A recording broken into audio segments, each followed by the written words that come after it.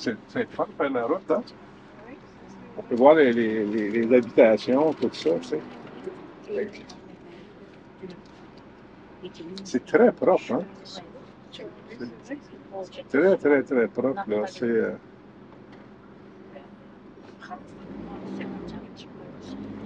On parle de l'Amérique du Sud, l'Amérique centrale, des ordures partout.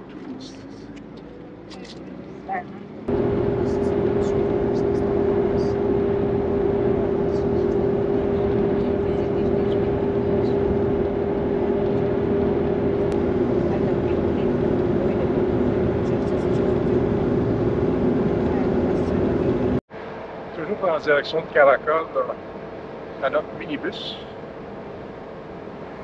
Bon, apparemment, on a entre 5 et 7 heures. Tout va bien, la route est belle. C'est très varié. Hein? Comme là, c'est plutôt agraire, la nature, le vert. Et regardez, hop, il y a des montagnes, ça devient très minéral. Le grand lac Easycool. On vient de faire 7 heures dans cette minivan-là. On a survécu. Comment ça va? Fatigué un peu. Ça, OK, là, c'est... quand même. On est rendu à Caracol, dans notre chambre, très grande, avec énormément de caractères. Très typique. Moi, quand je regardais des vidéos sur YouTube de Caracol, c'était tout le temps, là, il y avait la nature, des sentiers. J'avais l'impression de m'en ramasser d'un petit village, là, tu sais, vraiment, là, 600-700 personnes. C'est pas... Je suis comme à Saint-Jérôme.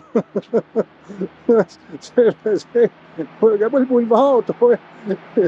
C'est le même depuis qu'on est arrivé. Oui, c'est le boulevard toujours. Ça, c'est quasiment le... Il manque juste un Costco, là, tu sais. Ce matin, Louise et moi, on est venus au Caracol Café. Oui. Quand on a essayé de le trouver, il était 9h moins quart, puis dans un parc, on l'a demandé à une jeune fille. Elle est venue nous conduire jusqu'ici. Oui. C'est un peu gênant, c'est à côté de notre hôtel. Oui, Mais là, on est venu à 10 heures, ça ouvrait à 10 heures. C'est surprenant l'accueil des gens. Oui. Elle ne parlait pas aucun mot, elle nous a compris. Oui. Puis même, elle s'est déplacée pour venir nous le montrer à quelques rues d'où elle était. Oui, c'est sûr que c'est accueillant. Ouais, ça donne une idée de... Ça nous dispose à bien visiter les lieux. Oui, exactement. C'est un arbre fruitier, des litchis. Comme Louise a dit, elle dit ça fait drôle de voir l'arbre lui-même. Le cahier qui t'aide à prendre des notes, Oui. mais qui te rajoute toutes tes recherches que tu as faites, que ce soit au niveau de l'histoire, que ce soit au niveau géographique, que ce soit dans l'histoire. Puis tu as plein de petites références, puis plein de ressources. Oui. Avec... Par exemple, si c'est un transport, tu vas rajouter l'information précise ou avec tout ce qui tourne autour. Oui. Mais si tu parles de l'histoire, ben, tu as fait par petits bouts de recherche partout. Puis tu es en train de me filmer, c'est moi qui parle, c'est toi qui devrais parler. Non, tu m'auras pas, parce que toi, tu dois être dans la caméra. C'est bon, ça, Louis. Ben, en gros, ce que je fais... Oui.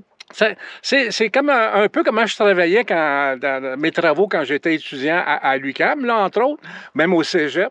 C'est que j'essaie de voir les différents points de vue qu'il peut avoir sur un monument, par exemple. Comme la tour Buruna, là, près de Bichtec.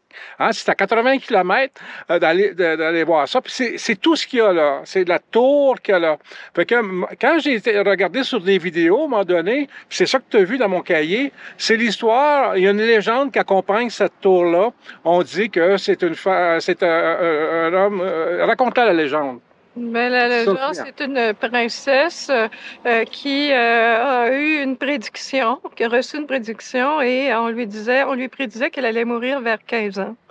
Et puis finalement, il y a eu une malédiction. Elle aurait été touchée par un serpent. Je ne sais pas si c'est une araignée ou une araignée, oui. Et elle est morte à 15 ans. Ah, ouais. Mais son père l'a mis a mis une mausolée à son souvenir. Il l'avait déjà préparé. Il savait que peut-être dans son destin, ce serait à 15 ans qu'elle mourrait. Bon. Ben voilà, ça, là, c'est ce que j'avais appris, puis c'est ce qu'on raconte beaucoup, les guides, racontent beaucoup cette histoire-là. Moi, je continue, parce que ça m'intéresse savoir ça. À un moment donné, je tombe sur un type il fait une vidéo sur Burina. Lui, il raconte complètement autre chose. Il raconte que la tour, c'était... ça appartenait à un mausolée, pas un mausolée, ça appartenait à une mosquée. Hein, c'était le minaret de la mosquée. Et puis cette mosquée-là, je pense qu'elle est très importante parce que Bishkek, à l'époque, là, ça avait aucun... C'était pas grand, là, tu sais. Mais cet endroit-là était grand. C'était où Toburina, c'était d'ailleurs la cité la plus grande au monde. Il y avait 130 000 personnes qui vivaient là. Hein? Tikal était à 99 000. Teotihuacan, environ 110 000. C'est les 3 plus grandes cités au monde. Ça, c'est là. Pourquoi? Parce que c'est un chef-lieu de la route de la soie. Hein? C'était important. Les Chinois venaient, ceux du la Mongolie venaient ici, les Russes venaient. Et puis, du Tadjik, ça venait. Et puis, il y avait énormément d'échanges. Les Européens aussi venaient, là. On échangeait énormément. Les Chinois, évidemment, apportaient le thé. Mais c'est ça que j'ai appris avec lui. Et voilà, c'est souvent comme ça. Souvent comme ça, tu as 2, 3 histoires. Des fois, il peut y avoir 4 histoires qui accompagnent. Fait que moi, ça m'amuse de chercher et de trouver ça. Pour la suite, en même temps, quand je regarde, la personne, elle va te raconter, certains, pas tout le monde, quels moyens de transport qu'ils ont utilisés. Fait que je le prends en note, tu sais. Des fois, il donne même le numéro de l'autobus 101, l'autobus qu'il a pris à Bishkek au terminal Western, tu sais, où on est parti nous autres. Fait que, ah oui, Western 101 pour la Toburina. Je le mets dans mon petit cahier. Puis, des fois, je me fais prendre parce que dans le petit cahier, j'ai consacré peut-être 4-5 pages, tu sais, blanches. Puis là, à un moment donné, c'est tout plein, fait que j'en mets dans les marges, il y en a tout partout, là tu sais, une petite carte géographique à la mitaine. À un moment donné, je veux dire, là, je découvre plein d'autres affaires à aller visiter, fait que j'y rajoute, j'ai de la misère à me retrouver.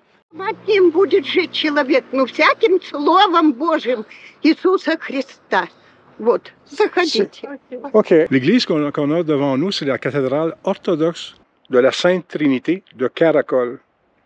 Puis son histoire, ça commence avec le début de la garnison russe en 1869.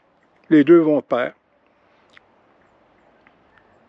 Puis ici, Karakol, on est à l'extrémité de l'Empire russe.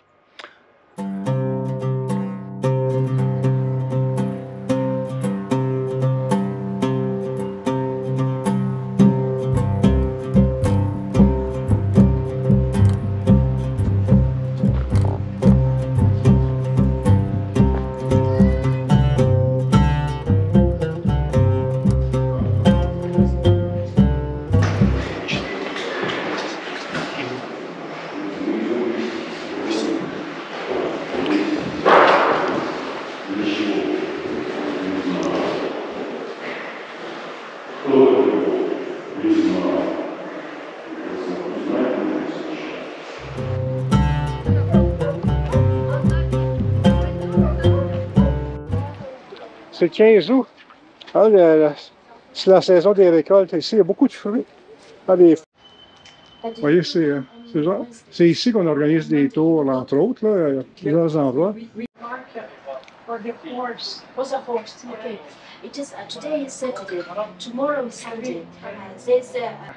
Pour ceux qui se demandent de l'origine du nom Karakol, ben, c'est les Russes qui ont donné ce nom-là. Mais parce qu'avant, hein, il y avait des contes et des bêtes associées à ça. Fait que Ça, c'est un caracol, finalement, dans la légende. C'est le deuxième qu'on voit comme ça. Pas loin de notre hôtel, c'est la porte d'entrée d'un ancien club là, qui est fermé. Un caracol. Bon, c'est assez intéressant, la mosquée Dungan qu'on vient tout juste de visiter. Intéressant parce qu'elle a été construite en bois, mais sans un seul clou. Faut le faire, hein? Elle fut conçue entre 1907 et 1910 par un architecte chinois, Joyce, puis des ouvriers Dungan. On dit que sa fondation sont flottantes parce qu'elle peut résister à des tremblements de terre. Mais ce qui est surtout intéressant, c'est que l'architecte a été condamné, puis on l'a mis en prison pour avoir livré des secrets de construction à des musulmans. Le bâtiment devient mosquée en 1910, jusqu'à la fermeture des Soviétiques entre 1933 et 1943.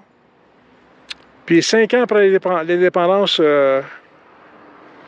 du Kirghizistan en 1996, une polémique surgit entre les communautés bouddhistes et musulmanes au sujet d'une inscription sur la poutre principale disant « Ceci est un temple bouddhique ».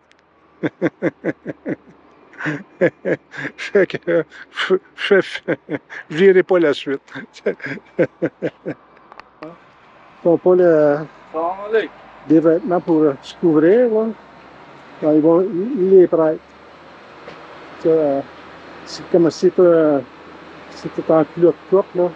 Ça va être comme le manteau qui va te fournir. Sinon, un voile. Louise, à Bichkek, elle a acheté un foulard. Comme ça, elle est tranquille. Là, on a aperçu des minarets blancs au loin, Louise et moi. On s'est dit, tiens, on va aller dans le coin, là. Après ça, on a vérifié sur le Google Maps, puis ça 1 km quelque chose, 1,8. On va y aller, on va aller voir. Avant de retourner sur nos pas. On recherche long parce que le soleil tape fort. C'est comme un bon 15 minutes qu'on marche sur ce type de chemin, là. OK. Oui, c'est un pays musulman. C'est pour ça qu'il y a autant de mosquées, là. C'est comme le Québec d'antan, là, où les gens, c'est catholique, mais pratiquants, autant qu'ici, les musulmans. Donc, Bon, ce matin, on prend un taxi pour aller au marché d'animaux de Karakol, qui est apparemment, là, c'est le plus gros du Kirghizistan, des éleveurs de chevaux, mais de chevaux peu race. Fait que ça vient de partout pour en acheter.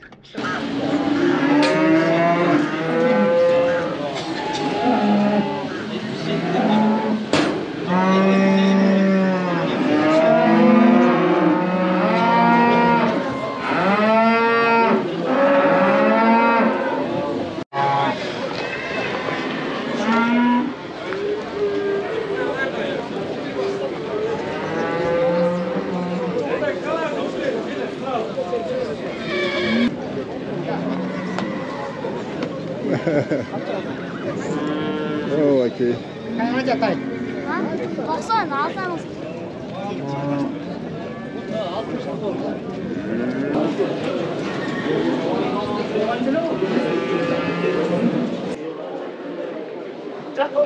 Et dire que tous ces chevaux-là sont à vendre, là. Un marché.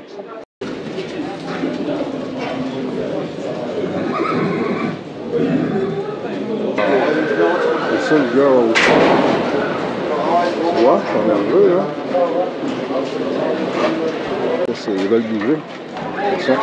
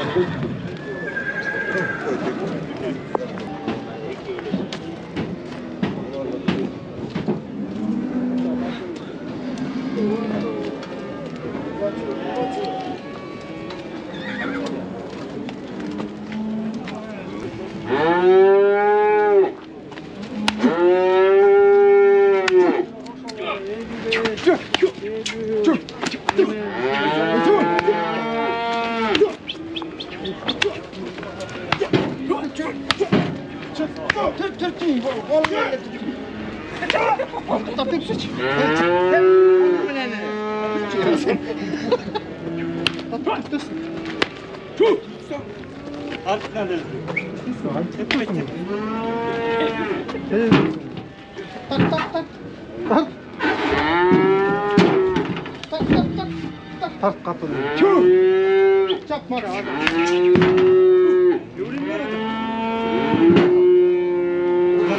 Çıkar hemen. Nasıl oldu?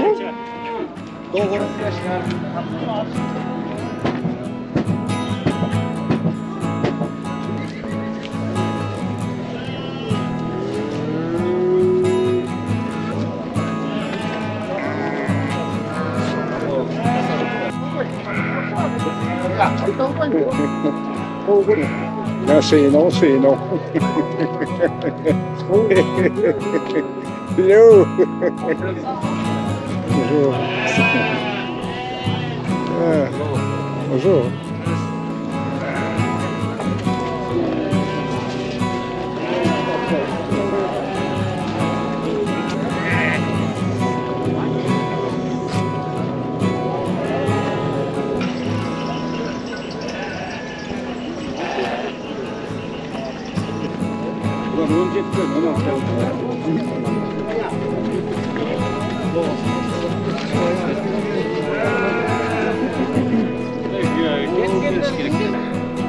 Moins chaud, là, comme 45 minutes plus tard. Beaucoup de parties, donc, tout est là.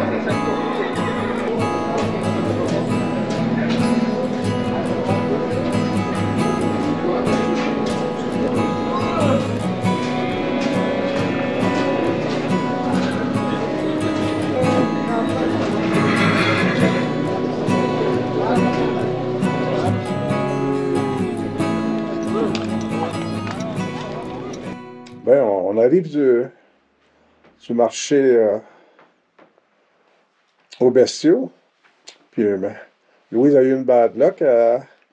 En sortant sa caméra, ses lunettes de soleil ont suivi. Parce qu'elle s'en est pas rendu compte. Fait que elle les a perdues. Ça, c'est un article important. Les lunettes de soleil, c'est important.